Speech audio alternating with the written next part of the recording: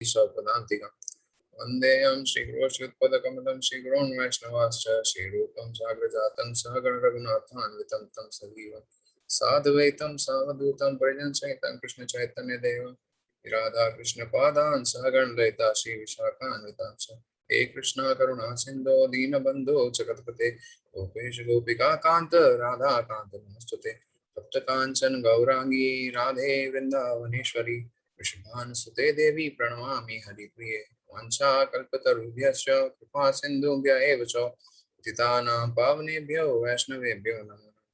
जय श्री कृष्ण चैतन्य प्रभु नित्यानंद श्री अद्वैत गदाधर शिवासादि गौर भक्तवृंद हरे कृष्ण कृष्ण कृष्ण हरे हरे हरे राम राम राम नमो विष्णुपदाय कृष्ण कृष्णाय भूतले श्रीमते भक्ति वेदांत स्वामी नमस्ते सरस्वती देवे गौरवाणी प्रचारिणे निर्विशेष शून्यवादी पाश्चात्य देशतारिणे। तो हरे कृष्णा। तो प्रभु जी आज का टॉपिक है एनओआई में से हमने टेक्स्ट नंबर 2 लिया हुआ है। तो आपको स्क्रीन दिख रही है सबको? श्लोक नंबर 2 दिख रहा है आपको? हरि बोल प्रभु जी, दिख रहा है? ओके, तो स्टार्ट करते हैं। तो आप लोग ब्लेसिंग दीजिएगा, पहला है अच्छे से हो जाए। ठीक है प्रभु जी। तो हमारा श्लोक नंबर 2 है अत्याहार प्रयासश्च प्रजल्पो नियमाग्रह जनसंगश्च लौल्यं च षड्भिर्भक्ति विनश्यति। तो कोई 3 लोग रिपीट कर सकते हैं। तो गौर प्रभु। अत्याहार प्रयासश्च प्रजल्पो नियमाग्रह जनसंगश्चम लौल्यश्चम षड्भिर्भक्ति विनश्यति। वासु प्रभु। अत्याहार प्रयासश्च प्रजल्पो नियमाग्रह जनसंगश्च लौल्यं च षड्भिर्भक्ति विनश्यति। राजीव प्रभु। अनम्यूट कर लीजिए राजीव प्रभु, अनम्यूट, आपका म्यूट है।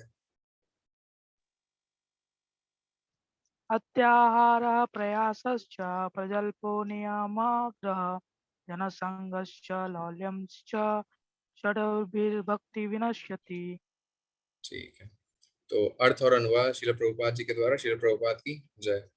अति आहार अधिक भोजन करना या अत्यधिक संग्रह करना, प्रयास अत्यधिक उद्यम, च तथा प्रजल्प व्यर्थ की बातें करना, नियम विधि विधान, आग्रह अत्यधिक आसक्ति या आग्रह अत्यधिक उपेक्षा करना, जनसंग सांसारिक प्रवृत्ति वाले व्यक्तियों की संगति, च तथा लौल्यम अत्यधिक अभिलाषा या लालच, च तथा षड्भी इन छयों के द्वारा भक्ति भक्तिमय सेवा विनश्यति नष्ट हो जाती है। तो इसका अर्थ है, एक मिनट, तो इसका अर्थ है जब कोई निम्नलिखित 6 कार्यों में अत्यधिक लिप्त हो जाता है तो उसकी भक्ति विनष्ट हो जाती है। पहला, आवश्यकता से अधिक खाना या आवश्यकता से अधिक धन संग्रह करना। दूसरा, उन सांसारिक वस्तुओं के लिए अत्यधिक उद्यम करना जिनको प्राप्त करना अत्यधिक कठिन है, अत्यंत कठिन है। तीसरा, सांसारिक विषयों के बारे में अनावश्यक बातें करना। चौथा, शास्त्रीय विधि विधानों का आध्यात्मिक उन्नति के लिए नहीं अपितु केवल नाम के लिए अभ्यास करना, या शास्त्रों के विधि विधानों को त्याग कर स्वतंत्रता पूर्वक या मनमना कार्य करना। पांचवा, ऐसे सांसारिक प्रवृत्ति वाले व्यक्तियों की संगति करना जो कृष्ण भावना में रुचि नहीं रखते। तथा छठा, सांसारिक उपलब्धियों के लिए लालायित रहना। तो श्रील रूप गोस्वामी हमें इस टेक्स्ट में हमें इस श्लोक के माध्यम से हमें 6 जो हमारी क्रियाएं हैं उसके बारे में ये बताते हैं कि अगर हम इन सब में लिप्त रहते हैं तो हमारी भक्ति डाउन होने लगती है, हमारी भक्ति कम होने लगती है और हम धीरे धीरे भक्ति से हट जाते हैं। तो हमें इन 6 चीजों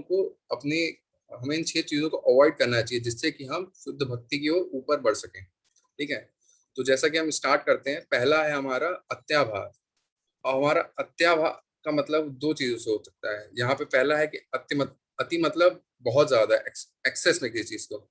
अत्याहार, हार मतलब इसमें या तो आपका भोजन से भी हो सकता है और दूसरा जो है वो है धन संचय करना। ठीक है, आवश्यकता से अधिक भोजन या आवश्यकता से धन संचय करना। अगर कोई व्यक्ति है वो आवश्यकता से अधिक भोजन करता है तो उसको आलस्य आएगा, निद्रा आएगी, बीमारी होगी, मोटापा होगा। इन सब चीजों से क्या होगा कि उसको भक्ति में डाइवर्जेंस आएंगे और भक्ति में रुकावटें पैदा होंगी। भगवत गीता में श्री कृष्ण भी कहते हैं कि जो व्यक्ति ज्यादा खाता है या आवश्यकता से कम खाता है वो योगी नहीं हो सकता। अतः हमें उतना ही खाना चाहिए जितना कि हमारे शरीर के लिए पर्याप्त है, और उसके स्वस्थ रहने में जितनी आवश्यकता है सिर्फ उतना ही खाना चाहिए। सेम वैसे ही धन संचय की अगर हम बात करें, धन संचय करना आसान नहीं होता, उसके लिए कठिन परिश्रम करना होता है।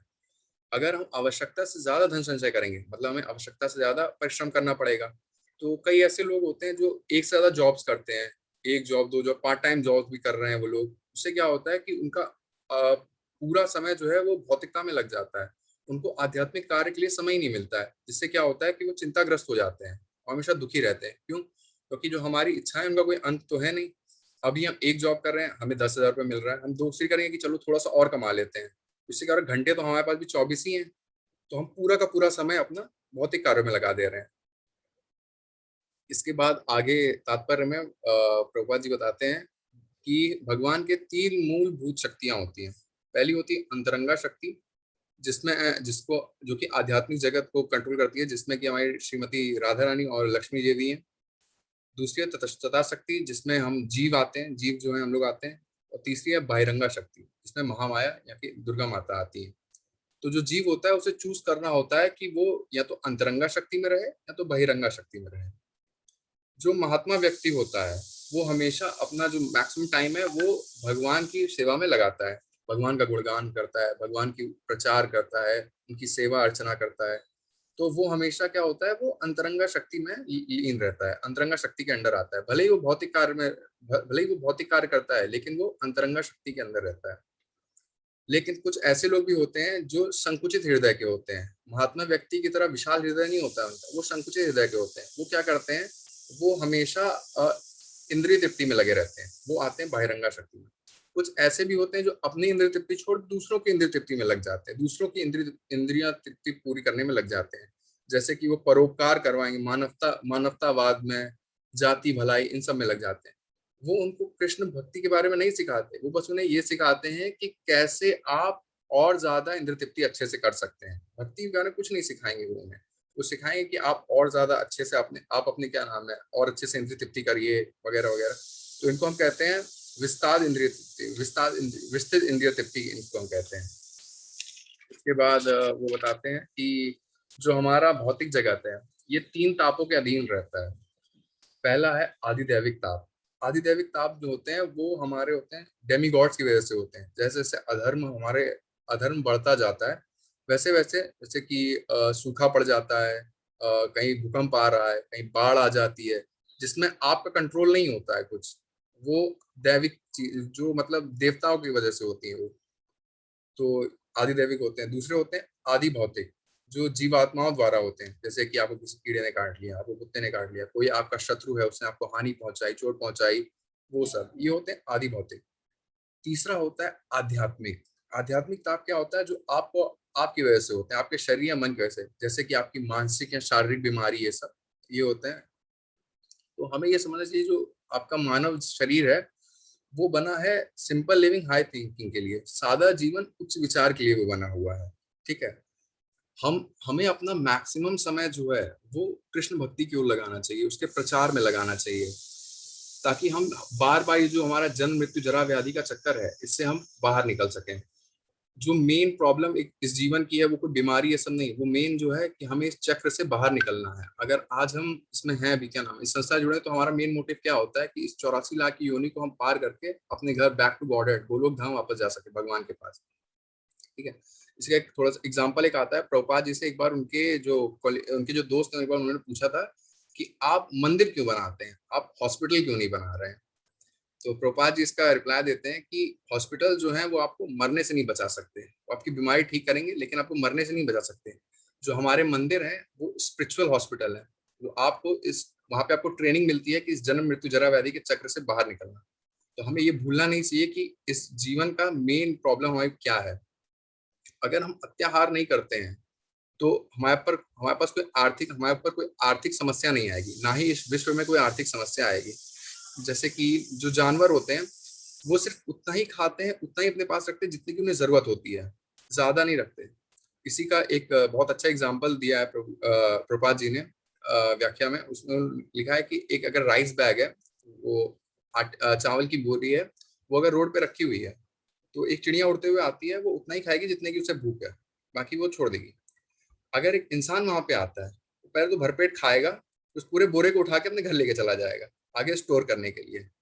मतलब जितनी उसे जरूरत है वो तो करनी है पूरी, फिर आगे के लिए भी देखना है हमें, जिसकी वजह से आजकल अगर हम देखें तो शॉर्टेज बहुत हो रही है। तो जैसे कि क्या है, जो व्यक्ति समझते हैं कि जीवन ईश्वर, जो व्यक्ति ये समझते हैं कि जीवन का जो मेन हमारा कर, जो मेन हमारे जीवन का क्या कह सकते हैं उसे, हमारे जीवन की जो मेन अनुभूति वो ये है कि ईश्वर साक्षात्कार के लिए हमारा मेन जीवन मिला है हमें। भगवान कौन है, हमारा उनसे क्या रिश्ता है। जो जानते हैं कि हमें अगर क्या जानवरों से उच्च स्तर की बुद्धि मिली है तो वो हमें इसलिए मिली है ताकि हम उच्च अवस्था को प्राप्त कर सकें। वो वैदिक शास्त्रों के उपदेशों का पालन करते हैं क्योंकि धर्म का पालन करने से ही हम भगवान को जान सकते हैं, भगवान कौन है। ठीक है, जैसे कि श्रीमद् भागवत में, जैसे कि इसमें एक श्लोक आता है श्रीमद् भागवत में, पहले कैंटो के दूसरे अध्याय के 9वां श्लोक एक आया है, इसमें कि वो भगवान बोल रहे हैं, धर्मस्य ही अपवर्गस्य नार्थो अर्थो कल्पते, नार्थस्य धर्मस्य कांतस्य कामो लाभ ही समन्तः। कि धर्म में जो भी, धर्म का जो मेन उद्देश्य है वो है चरम मुक्ति हासिल करना। हमें क्या नाम है, हमें भौतिक लाभ के लिए कभी धर्म का उपयोग नहीं करना चाहिए। हमें धार्मिक चीजें कभी इसलिए नहीं करनी चाहिए कि हमें भौतिक सुख सुविधाएं मिले, हमें हमारा यश हो, हमें पैसे मिले, ये सब हमें नहीं करना चाहिए। इसलिए इम्पोर्टेंट है कि हमें शास्त्रों के हिसाब से धर्म का पालन करना चाहिए, क्योंकि शास्त्रों के हिसाब से, जैसा कि शास्त्र को इसीलिए इम्पोर्टेंस दी जाती है क्योंकि वो भगवान के द्वारा आए, भगवान एक पूर्ण व्यक्ति हैं, तो वही बता सकते हैं कि धर्म को कैसे पालन करना है। इसीलिए इम्पोर्टेंट है कि हमें शास्त्रों में जिस तरह दिया हुआ है उस तरह में धर्म का पालन करना चाहिए। हमें मानसिक चिंतन से भगवान को नहीं जानना चाहिए। मनोधर्म से जो धर्म उत्पन्न है, हमें उससे भगवान को जानने की जरूरत नहीं है। हमें शास्त्रों को फॉलो करना चाहिए। जैसे साधु शास्त्र गुरु प्रमाणिक गुरु जो होते हैं वो जैसा बताएंगे हमें वैसा जानना चाहिए। ठीक है, आर्थिक विकास के लिए जो लोग, जैसे कुछ लोग होते हैं वो आर्थिक विकास के लिए किताबें पढ़ते हैं, एक तरह से वो भी मतलब वो क्या नाम है, उससे पढ़ के आप क्या करते हैं, आप उससे सीख रहे हैं कि और मैं धन संचय कैसे करूं, मतलब अत्याहार कर रहे हैं आप फिर से किताबें पढ़ के भी। तो ऐसे कई लोग हैं जो कि अपने लिए तो कमा ही रहे हैं, नेक्स्ट जनरेशन के लिए भी कमाते हैं कि हम खाएंगे, हमारी साथ उससे भी बैठ के खाएंगे आराम से, हम तो आराम से जिएंगे, उनको भी काम ना करना पड़े, वो भी आराम से जी सके। तो हमें ऐसा नहीं करना चाहिए। तो इसका भी एग्जाम्पल एक आता है, एक मोची का। एक मोची होता है, वो पिछले जन्म में बहुत धनवान व्यक्ति होता है, एक सेठ होता है, बड़ा सा हवेली बनाता है अपनी फैमिली के लिए, अपने बच्चों के लिए अच्छे से रहेंगे। तो जब उसकी डेथ होती है तो वो मोची बनता है और उसका घर अपनी हवेली के जस्ट बगल में होता है। तो उसको लेकिन अपने पिछले जन्म की सब स्मृति रहती है।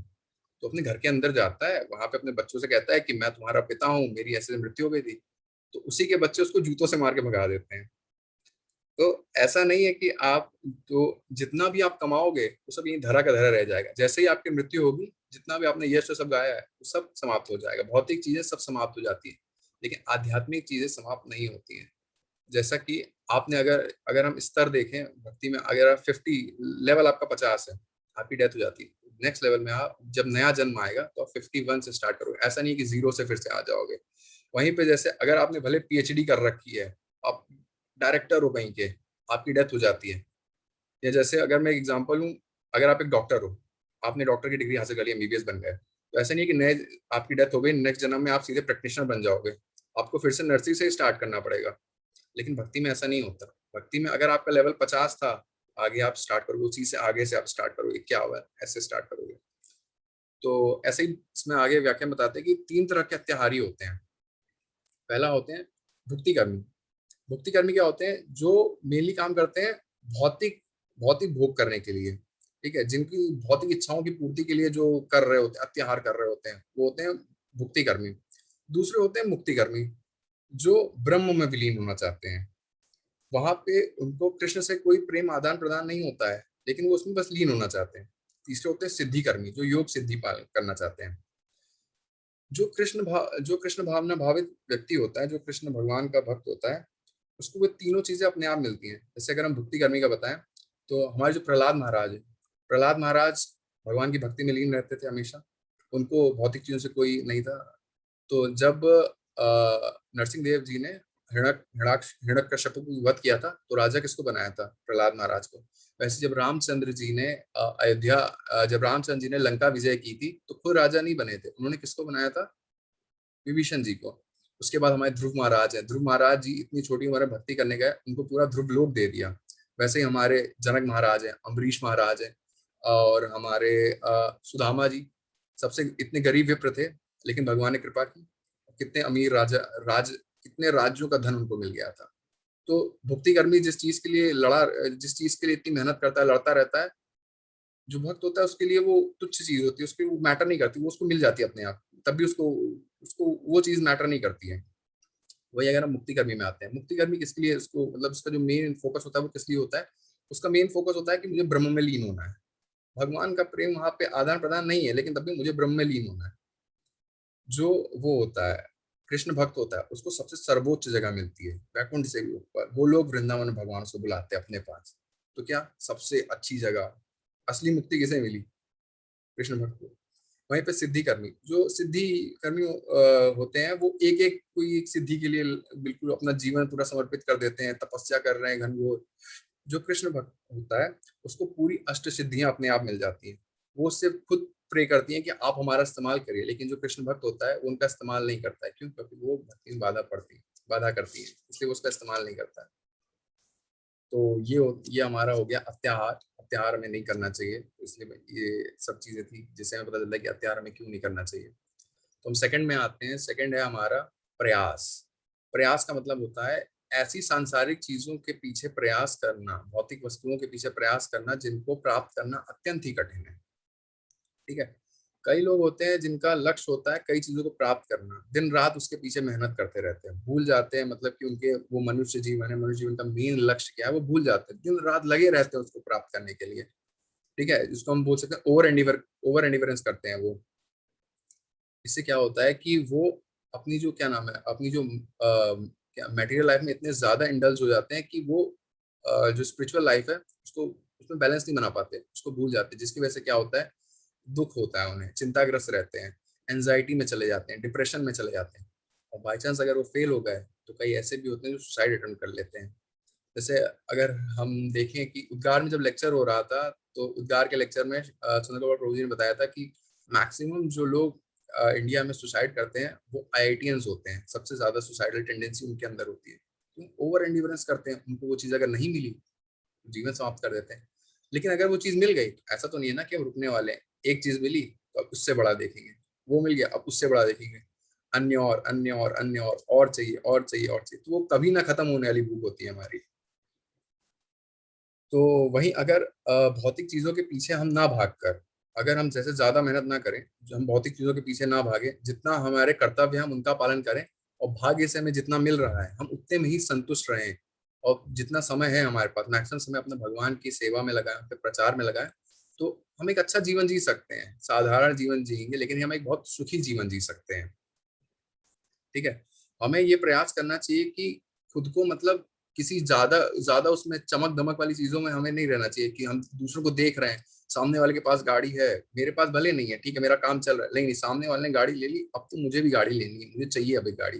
तो ओवर एंड्योरेंस कर रहे हैं, उसके लिए करते जा रहे हैं। एक जॉब से नहीं हो पा रहे, दो जॉब कर रहे हैं, तो क्या अपने आप को मेटेरियल लाइफ में बढ़ाते हम जा रहे हैं और स्पिरिचुअल लाइफ से हम काटते जा रहे हैं। तो वैसे ही हमारा है कि हमें उतना ही करना चाहिए जितना हमारे लिए मतलब पर्याप्त है, ज्यादा ओवर एंडिवरेंस हमें नहीं करना चाहिए। ठीक है। तो थर्ड आता है प्रजल्पा। तो प्रजल्पा का मतलब होता है कि व्यर्थ की जो हम चीजें करते हैं, वो व्यर्थ का बोलना हो, व्यर्थ का पढ़ना हो, टीवी हो, रेडियो हो, वो चाहे हम पहेली सुलझा रहे हैं, चाहे हम जो भी कर रहे हैं, मैगजीन पढ़ रहे हैं, हम क्रॉसवर्ड वहां खेल रहे हैं, वो सब प्रजल्पा है। अगर एक शब्द में अगर मैं बोलूं तो कोई भी जो भी चीज है जिसमें कृष्ण नहीं है वो प्रजल्पा है, सीधी बात। तो जो अंदर जा देखिए, अगर हम जैसे अपने दोस्त से अगर हम मिलते हैं, जैसे अगर हम दोस्त से मिलते हैं तो हम उससे क्या इधर उधर की बातें करते हैं, और कैसा रहा स्कूल में, कैसा चल रहा है, पढ़ाई वढ़ाई, ये सब हम कृष्ण को लेकर नहीं बात करते हैं। तो ये प्रजल्पा है। अगर हम ये सब पढ़ जैसे कि हम व्यर्थ का बोल रहे हैं, किताब पढ़ उपन्यास पढ़ रहे हैं, तो इससे क्या होता है हमारे अंदर वही चीज आ रही है। अब जो हमारे अंदर जाएगा वही हमारे बाहर आएगा। इनपुट हमारा प्रजल्पा है तो हमारा आउटपुट भी प्रजल्पा होगा। तो हम जहां मिलेंगे वहां प्रजल्पा करेंगे, अब वो चाहे हमारे भक्त हों चाहे हमारे नॉर्मल दोस्त हों। इसीलिए हमें क्या नाम है प्रजल्पा, इसीलिए हमें ऐसी चीजें नहीं पढ़नी चाहिए जिसमें कृष्ण नहीं है। जैसे अगर हम क्या नाम किससे मिल रहे हैं, चाहे वो हमारे स्कूल के दोस्तों, कोई ना कोई टॉपिक कृष्ण के बारे में बात करिए, उनकी क्या नाम है उनके बारे में चर्चा करिए, मंदिर के बारे में प्रचार करिए, ताकि कृष्ण कहीं ना कहीं से उसमें इन्वॉल्व रहें और प्रजल्पा से दूर रहें। ऐसे एक चीज कही जाती है, जाड़े देखो ताड़े कहो कृष्ण उपदेश, जिसको देखो उसको कृष्ण उपदेश दो, कोई छूटे ना, इससे आपका भी भला होगा और उसका भी भला होगा। जैसे कि अगर हम एक चीज होता है, जैसे कि लोग कहते हैं कि कोई आदमी अगर परोपकार कर रहा है, सोशल वर्क कर रहा है, तो वो बहुत बड़ा महात्मा है। फ्री में खाना खिला दिया, उनके लिए क्या नाम बारिश हो रही है शेड बनवा दिया, वो बहुत बड़ा महात्मा है। तो वो एक्चुअल महात्मा नहीं है। महात्मा वो है जो आत्मा का कल्याण करता है, वो होता है महात्मा असली। जो आपको कृष्ण का ज्ञान प्राप्त कर, कृष्ण का ज्ञान आपको दे, वो होता है महात्मा। जैसे कि अगर मैं एग्जांपल दूं, कोई आदमी डूब रहा है, अब आप जाओ उसकी पगड़ी बचा के आ जाओ, उसको ना बचाओ, उससे कोई फायदा थोड़ी होना है। मेनली तो आपको इस इंसान को बचाना है। तो मेन जो हमें ज्ञान देना है वो हमें कृष्ण का ज्ञान देना है। बाकी चीजें तो परोपकार करने वाले तो बहुत बैठे हैं, आपको जो करना है वो क्या करना है, कृष्ण का ज्ञान देना है, जिससे कि इस जन्म में तो बचे बचे, साथ में उसके जो 84 लाख ये जन्म मृत्यु जरा व्याधि वाला चक्र है, इससे बाहर आ जाए वो। ठीक है। उसके बाद अगर हम देखते हैं कि हमें जो चर्चाएं करनी चाहिए, जैसे कि अगर हम बेस में भी या हम कहीं मंदिर भी जाते हैं, तो हमें रादर की हम इधर उधर की बातें करके हमें रादर ये करना चाहिए कि हम कृष्ण के बारे में चर्चा करें, उनकी लीलाओं के बारे में चर्चा करें। हमने बुक्स पढ़ रखी है, हम उस बुक्स के बारे में चर्चा करें। चैंटिंग हमारी नहीं हो पा रही, हम उस बारे में चर्चा करें। ठीक है। जैसे कि भगवत गीता में 10.10वें अध्याय के 9वें श्लोक में कहते हैं, कथायांत माम नित्यम तुष्यंती च रमंती च। जब भगवान के जो भगवान के भक्त होते हैं, वो निरंतर भगवान के बारे में, उनके यश के बारे में गुणगान करते थे। लीला, नाम, जप, रूप, उनके बारे में अपने जितने भी साथी होते हैं उनके बारे में कुछ ना उनको बताते रहते, चर्चा करते रहते, जिससे क्या उन्हें एक दिव्य आनंद की अनुभूति होती है। तो हमें ये कोशिश करनी चाहिए कि रादर की हम प्रजल्पा करें, हमें कृष्ण के बारे में बताना चाहिए, जिससे कि हमें भी दिव्य आनंद की अनुभूति हो। तो ये हमारा तीसरा क्रिया थी जिसमें हमें नहीं करना, अवॉइड करना चाहिए। हम चौथे में आते हैं। चौथा होता है हमारा नियम आग्रह। नियम आग्रह को 2 पार्ट में डिवाइड किया गया है। नियम आग्रह का मतलब होता है वो नियम जो हमारे डाउनफॉल का कारण होते हैं, हम उन्हें मानते हैं, और जो हमें भक्ति में अपवर्ड ले जा सकते हैं, हम उन्हें इग्नोर कर देते हैं। ये होता है नियम आग्रह। जैसे कि अगर हम इसमें भागवतम में एक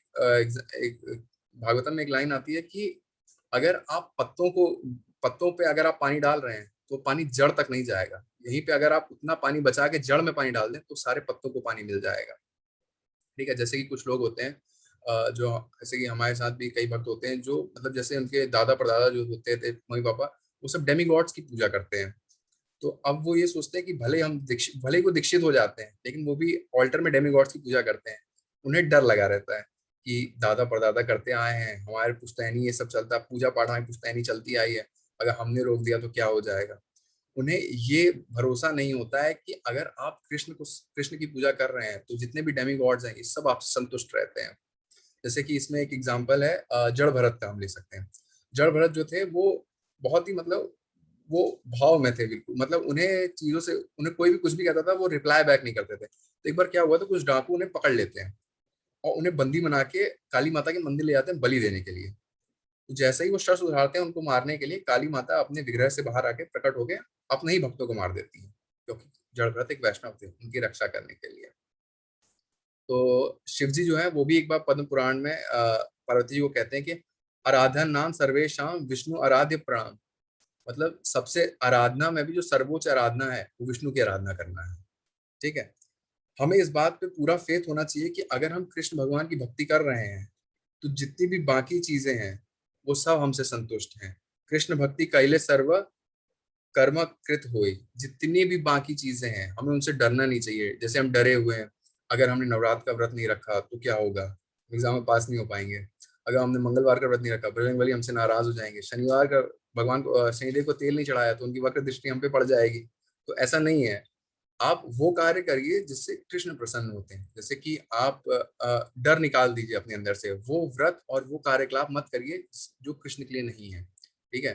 तो जैसे कि हमें उन नियमों का पालन करना चाहिए जिनसे कि हम कृष्ण भक्ति में ऊपर की ओर आ सके। जैसे कि 16 माला का जप करना, 4 नियमों का पालन करना, एकादशी का फास्ट करना, गौर पूर्णिमा का फास्ट करना, और हमारा जन्माष्टमी का फास्ट करना, ठीक है। तो ये सब होते हैं, हमें इन नियमों का पालन करना चाहिए जिससे कि हम अपनी भक्ति में ऊपर की ओर बढ़ सकें। तो एक पास टाइम आता है चैतन्य महाप्रभु का।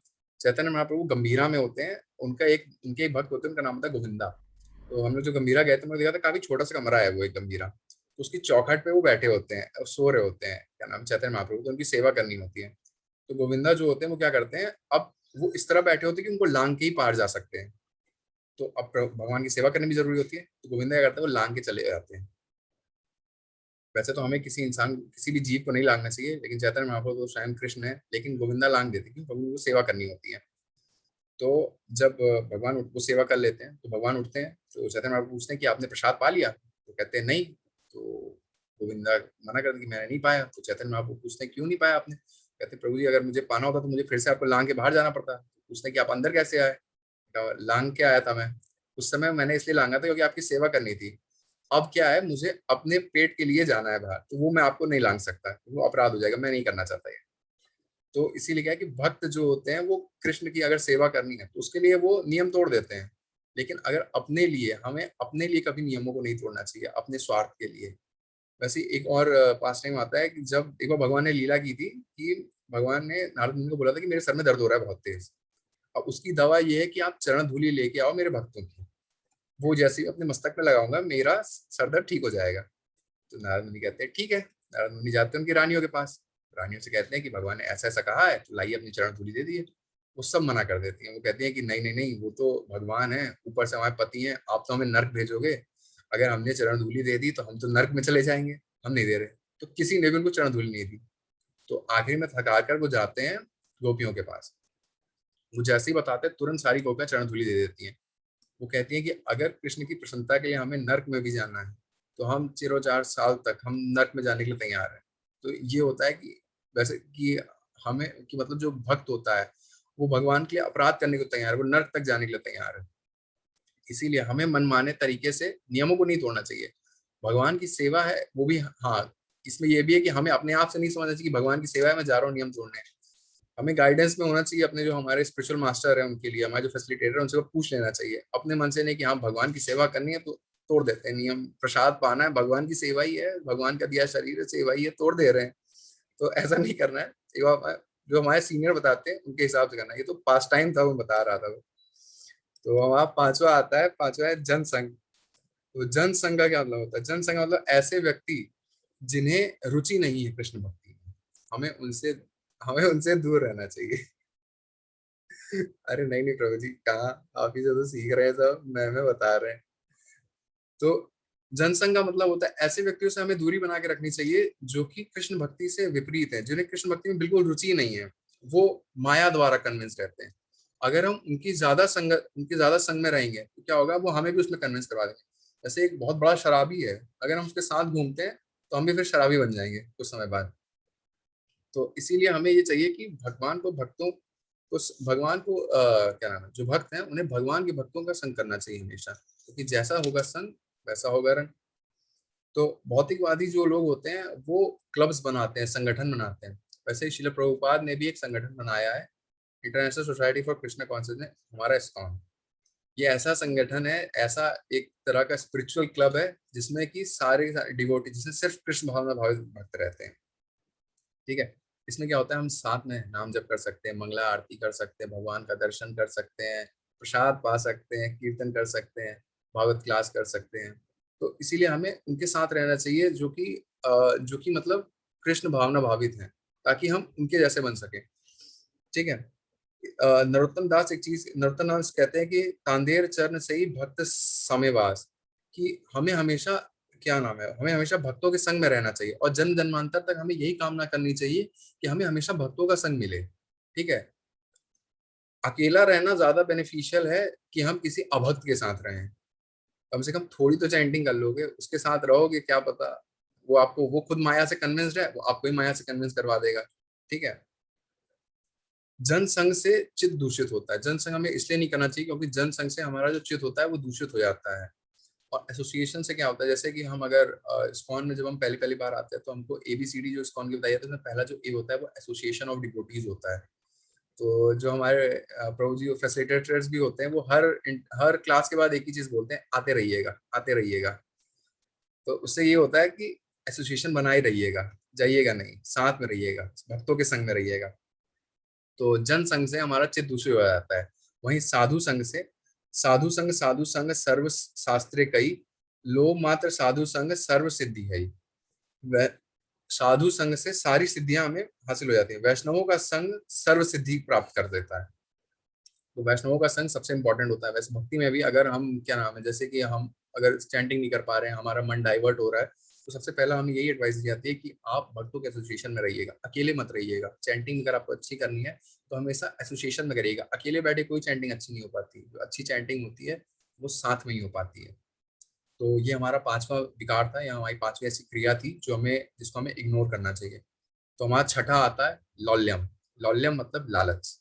और वो लालच किसी भी चीज का हो सकता है। वो धन का हो सकता है लालच, वो पावर का हो सकता है, वो यश प्रतिष्ठा का लालच हो सकता है, नेम फेम, किसी भी चीज का लालच हो सकता है। तो भगवत गीता में भगवान कहते हैं कि लालच जो होता है वो द्वार होता है नर्क का। ठीक है। लालच का ही प्रभाव है कि आज समाज में क्राइम इतना ज्यादा बढ़ रहा है। अब वो करप्शन हो, वो डाउरी हो, वो चाहे जो, लोग क्या कर रहे हैं कि अपनी चीजें बढ़ाने के लिए लालच करते हैं। और चाहिए मुझे, और चाहिए, अन्य और अन्य और अन्य और, मुझे और इकट्ठा करना है, तो अपना लालच वो बढ़ाते जाते हैं। ठीक है। जो भी सीधी भौतिक चीजों में आसक्त लगे रहते हैं, जो भी क्या ना चाहे आप चाहे देखिए कैपिटलिस्ट हो चाहे हमारा कम्युनिस्ट हो, ठीक है, उससे मैटर नहीं करता उनको। हमें ये पहले पता होना चाहिए कि ये जितना भी हमारा धन है ये किसका है। धन, जितनी भी चीजें हमारे आसपास, ऐश्वर्य की जितनी भी चीजें, उसका मालिक कौन है, हमें पहले ये पता होना चाहिए। अब वो कैपिटलिस्ट हो चाहे कम्युनिस्ट हो, वो इस्तेमाल भले किसी भी चीज के लिए करे, अगर उसको यही नहीं पता है कि ये धन किसका है, उसको किसकी सेवा में लगाना है, तो वो उसको किसके यूज करेगा, फिर वो सिर्फ उसको इंद्रिय तृप्ति में यूज करेगा। उसको ये पता होना चाहिए कि अहो सर्व प्राभो, अहम सर्व प्राभो। कृष्ण कहते हैं कि जो भी है उसकी उत्पत्ति मुझसे है और वो है भी मेरा। तो हमें जितना भी हमारा धन वन ये सब है, ये सब हमें किसके लिए लगाना चाहिए, भगवान की सेवा में लगाना चाहिए। इसी पे क्या नाम है, अगर हम भगवान की सेवा में नहीं लगाते हैं, उससे इंद्र तृप्ति करते हैं, तो कभी भी हम विश्व शांति हासिल नहीं कर पाएंगे। वहीं पे एक एग्जाम्पल दिया था इसमें, जिसमें कि अगर 3 लोग होते हैं, पहला आदमी है, उसको अगर जैसे 2000 रुपये पड़े मिले हैं, तो उसको उठाता है, 2000 की नोट रोड में पड़ी हुई है, उसने उसको उठाया, अपनी जेब में रख लिया और चला गया। तो ये क्या हुआ, चोरी हुई। दूसरा आदमी क्या करता है, उसने देखा 2000 की नोट पड़ी है, देखा इधर उधर देखा और छोड़ के चला गया रोड पे रोड। तो ये क्या है, ये भी एक तरह से गलत है, क्योंकि अब क्या, नोट तो वहीं पड़ी है, अब कोई और उसको उठाएगा, कोई गलत काम में उसको लगा देगा। तीसरा व्यक्ति क्या करता है, तीसरा व्यक्ति आता है, 2000 की नोट उठाता है, थोड़ा परिश्रम करता है, उस आदमी को ढूंढता है जिसका वो नोट है और उसको दे देता है। हमें पता होना चाहिए कि जितनी भी धन संपत्ति है वो किसकी है और हमें उसी के लिए समर्पित करनी है। तो जो तीसरा व्यक्ति, हम चतुर किसे मानेंगे, हम तीसरे व्यक्ति को ही चतुर मानेंगे। ठीक है। हमें पता होना चाहिए जितना ये धन है, ये सब कुछ है, ये किसका है, कृष्ण का है, और आखिर में हमें उन्हीं के लिए लगाना है इसे। ठीक है। हमें क्या नाम है, भगवत सेवा के लिए जितना हो सके उतना लोगों को जोड़ना है, ताकि उनको भी हम बता सके, उनको हम ज्ञान दे सकें कि ये जितनी भी चीजें हैं, ये धन, उनको देखिए, जितने भी लोग हैं आसपास के, उनको क्या लगता है कि ये सब जितने, जैसे कल परसों प्रभु जी ने एग्जाम्पल दिया था, वासु प्रभु ने अपने लेक्चर में, डिक्टाफोन का। जो उसका इन्वेंटर था उसको भी नहीं पता था कि इस आविष्कार का उपयोग इस चीज के लिए भी हो सकता है, लेकिन प्रभुपाद जी ने क्या किया था, उसका उपयोग किया था ट्रांसलेट करने, उसका उपयोग किया था अपने क्या नाम है, जो लेक्चर्स है उसको रिकॉर्ड करने के लिए, ताकि जो उनके भक्त हैं, उनके जो डिवोटीज हैं, उसको ट्रांसलेट करके आगे आगे आने वाली पीढ़ी के लिए रख सके। तो वैसे ही इसमें यह है कि हमें उतनी चीजों में संतुष्ट रहना चाहिए जितना हमारे भाग्य में है, जितना हमारे कर्तव्य से हमें हासिल हो रहा है। हमें और के लिए किसी से छीनना नहीं चाहिए, ना ही हमें और के लिए व्यर्थ परिश्रम करना चाहिए। हमें व्यर्थ मतलब ज्यादा एंडीवर नहीं करना चाहिए कि हम अपनी भक्ति से ही हट जा रहे हैं, बस लगे हुए उसमें कि हमें चाहिए हमें चाहिए। हमने भौतिक लक्ष्य ऐसे बना रखे हैं जो बहुत कठिन है प्राप्त करने के लिए, लेकिन हम उसी के पीछे एंडीवर करते जा रहे हैं, ओवर एंडीवरेंस कर दे रहे हैं। तो इसी में हमारा ईशोपनिषद का एक श्लोक आता है। ईशोपनिषद का इसमें एक टेक्स्ट वन दिया हुआ है, जो कल वैसे गौरव को बता दिया था, इसमें व्याख्या में दिया हुआ है। इसमें दिया हुआ है, ईशावशम इदम सर्वम यत् किंचित जगतम जगतम जगत तेन तक्तेन भुंजित माम माम ग्रहत कस्य सविद धनम। Everything animate or inanimate within the universe is controlled by own Lord. One should therefore accept those things necessarily for himself. which is set by aside as its quota and should not accept other things knowing well to whom they belong. इसमें जितने भी जड़ चेतन, जितने भी लोग इस जगत में हैं, उनको पता है होना चाहिए कि जितनी भी चीजें हैं वो कंट्रोल और ओन, वो जिसका भी मालिक और जिसको कंट्रोल करने वाले और उसके जो मालिक हैं वो सिर्फ भगवान है। उसको उतनी ही चीजें अपने पास रखनी चाहिए जितनी उसके हक में है, जितने उसके कोटे में दी है भगवान ने, सिर्फ उतने का ही उसको एंडीवर करना चाहिए, ज्यादा को छोड़ देना चाहिए, ज्यादा के लिए एंडीवरेंस नहीं करनी चाहिए। ठीक है। जो कृष्ण भावना में भावित भक्त होता है उसे पता होता है कि जीवन में दुख आना ही आना है, दुख स्वतः ही आएगा। क्यों? क्योंकि हमारे पिछले जो जन्म के कर्म है उसकी वजह से हमें दुख मिलता है और हमें सुख भी मिलता है। तो हमें प्रयास करना चाहिए भक्ति के लिए। हमें ओवर एंडिवरेंस अगर करना है तो हम भक्ति के लिए करना है। अगर हमें लालच करना है तो हमें भगवत कथा के लिए लालच करना है, भगवत कथा के श्रवण के लिए लालच करना है, भगवान की सेवा के लिए करना है, किसी मैटेरियल डिजायर के लिए हमें नहीं करना है। ठीक है। अगर हम इन 6 बाधाओं से हम बचे रहते हैं, ठीक है, तो हम तीव्रता से भगवान कृष्ण भक्ति की ओर आगे बढ़ सकते हैं और जन समाज का असली कल्याण हम कर सकते हैं। साथ ही साथ हम कृष्ण भक्ति में रह के अपना तो कल्याण करेंगे ही, साथ में हम दूसरों को भी प्रचार कर सकते हैं इसका। तो ये 6 चीजें थी। इसमें पहला था हमारा क्या नाम है, अत्याहार। दूसरा हमारा प्रयास था। तीसरा हमारा प्रजल्पा था। चौथा हमारा नियम आग्रह था। पांचवा हमारा जनसंघ था और छठा हमारा लौल्यम या कि लालच था। अगर हम इन 6 चीजों को कम करते हैं और तो हम तीव्रता से भक्ति की ओर बढ़ सकते हैं। तो इतना ही था इस श्लोक में। तो मैं उतने अच्छे से नहीं बता पाया, सॉरी उसके लिए, पहली बार था, तो नेक्स्ट टाइम अच्छे से हो जाएगा। तो थैंक यू सो मच प्रभु जी। किसी कोई प्रश्न हो इससे रिलेटेड तो पूछ सकता है, अगर इजी हो मैं आंसर दे दूंगा। तो अनम्यूट कर लीजिए आप लोग। बहुत अच्छा किया प्रभु जी आपने। नाइस एक्सप्लेनेशन प्रभु जी, नाइस। प्रभु जी बहुत अच्छा बताया आपने, बहुत अच्छा समझाया। I think we should give the opportunity His Grace Parmeshwari Prabhuji to comment on it. अरे Prabhuji is sitting here. हरे कृष्ण प्रभु जी, धन्यवाद, प्रणाम। है क्या? Able Prabhuji? I think he's not listening. Okay, so is there any questions? Questions ले सकते हैं। किसी कोई प्रश्न हो? मैं पूछूं क्या? एक तो पूछिए। लेकिन थोड़ा हंसी वाला हो सकता है वो थोड़ा। हाँ बताइए। मेरा एक क्वेश्चन ये है कि जैसे कि वो आपने बताया था 2 मतलब व्यक्ति थे जो पैसे उठा लेते हैं। एक पैसा उठा लेता है, एक इग्नोर कर देता है। एक जो तीसरा होता है जो मतलब ढूंढता है व्यक्ति को, मतलब जिसका होता है पैसा, ठीक है। अगर वो व्यक्ति ना मिले तो क्या करेंगे उस पैसे का? क्या करना वो चाहिए? मंदिर में दे दे। मंदिर में दान दे दीजिए, उठाइए, दान पेटी में बस डालिए। ये मुझे पूछना था। Sorry मैंने बोल दिया। I'm really very sorry. तो ये सही बोला, सही बात है। आप दान में डाल दीजिए उसे, हमें जरूरत है। मेरा क्वेश्चन भी कुछ ऐसा ही था। और स्पेशली ISKCON टेम्पल में दे, because these are the real हाँ organization. हाँ, ISKCON टेम्पल में देना है। हमें कि जरूरत है। बजाय उस पैसे के मालिक को ढूंढने के हम अगर डायरेक्ट मंदिर में ही दान देते। आप बेस में डोनेशन कर सकते हैं। आप बेस को डोनेशन चाहिए होते हैं, आप बेस को डोनेट कर बेस में सकते डाल हैं। दीजिए, आप बेस की जरूरत है। लाइन में वही चीज बताया गया कि उस असली धन के एग्जाम्पल में मालिक था, है वो कृष्णा है। हाँ उस एग्जाम्पल में ये था कि जो धन है उसका जो असली मालिक है वो कृष्ण भगवान है। जो तीसरा व्यक्ति है वो उस धन को भगवान को जाके समर्पित कर रहा है। तो इसका मतलब, इसका ये वाला मतलब नहीं था कि आपको रोड पे, जैसे आप हैं आपको रोड पे पड़ा मिला, वो तो अलग हो गया। जो इसका एग्जाम्पल था, एग्जाम्पल ये समझाने के लिए था कि 3 लोग हैं। पहला व्यक्ति है वो धन ले रहा है, धन कमाता है और उसको अपने ऊपर ही खर्च कर दे रहा है। दूसरा व्यक्ति है ना, मतलब बेकार चीजों में तो खर्च नहीं कर रहा, ना ही उसको अच्छी चीज में डाल रहा है। तीसरा व्यक्ति क्या करता है? तीसरा व्यक्ति उस धन को लेता है, उसको भगवत कार्य में लगाता है। इससे क्या है कि भगवान का धन है और भगवान को ही समर्पित कर दे रहा है। तो सबसे अच्छा उपयोग उस धन का जो कर रहा है वो व्यक्ति कर रहा है। उसमें एक और लाइन थी, मतलब वो मैं बताना भूल गया था कि इन 6 को हमें क्यों इग्नोर करना चाहिए। क्योंकि एक बार हम लोग अयोध्या कैंप में गए थे तो महेश्वर प्रभु ने एक लाइन कही थी कि भक्ति एक रिवर की तरह होती है, फ्लोइंग रिवर की तरह है। उसका कोई न्यूट्रल बेस नहीं होता है कि अगर आपको ऐसा लग रहा है कि हाँ हम थोड़ी थोड़ी इन 6 में से कुछ ना कुछ कर रहे हैं तो हम अभी न्यूट्रल बेस पे हूँ, मैं पीछे नहीं जा रहा हूँ, आगे तो नहीं जा रहा हूँ, पीछे भी नहीं जा रहा हूँ, तो ऐसा नहीं है। भक्ति कभी न्यूट्रल बेस पर नहीं रहती है।